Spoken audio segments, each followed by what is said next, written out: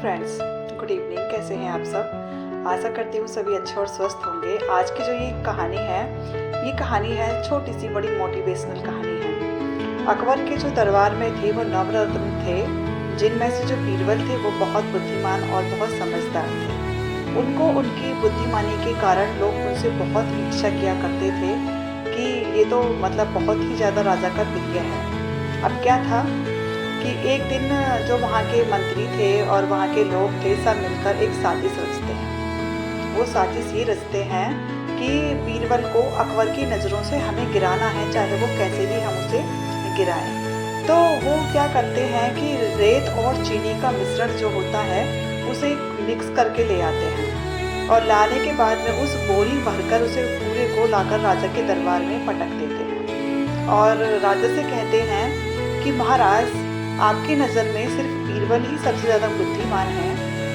आज अगर ये इस युक्ति को सुलझाए तो हम जाए।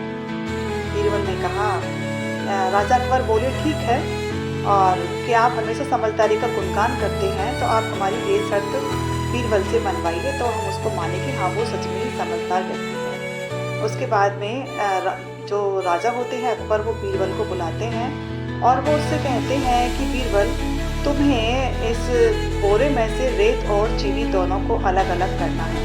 अब क्या था, बीरबल ने कहा ठीक है। थोड़ी देर के लिए वो बैठ गए और बैठकर सोचने लगे और सोचने के बाद उन्होंने लोगों को आदेश दिया कि इस बोरे को उठाकर मेरे साथ लेकर चलो, और सभी जो थे उस बोरे को उठाकर बीरबल के पीछे पीछे चल दिए। उन्होंने वो जाकर एक बगीचे में बोरे को पूरे को खाली करा दिया।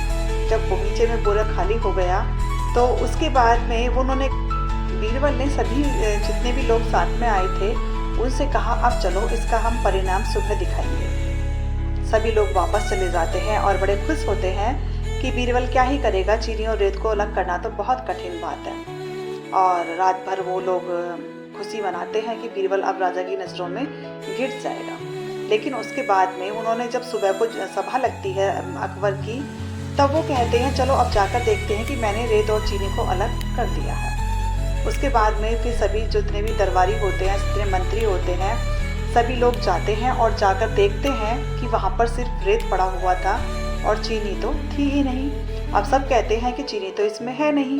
तब बीरबल कहते हैं कि तुमने ये शर्त नहीं रखी थी कि चीनी और रेत को अलग अलग दिखाना है, तुमने शर्त ये रखी थी कि रेत और चीनी को अलग अलग करना है। रेत तुम्हारा ये पड़ा और सारी जो चीनी थी उसको सारी चींटियाँ खा गई पूरी रात में। तो अब यहाँ पर सिर्फ रेत बचा रह गया है, यहाँ पर चीनी नहीं है। जो अकबर होते हैं वो बीरबल की समझदारी से बहुत खुश होते हैं और फिर उन्हें इनाम में बहुत सारी मोहरें भी देते हैं।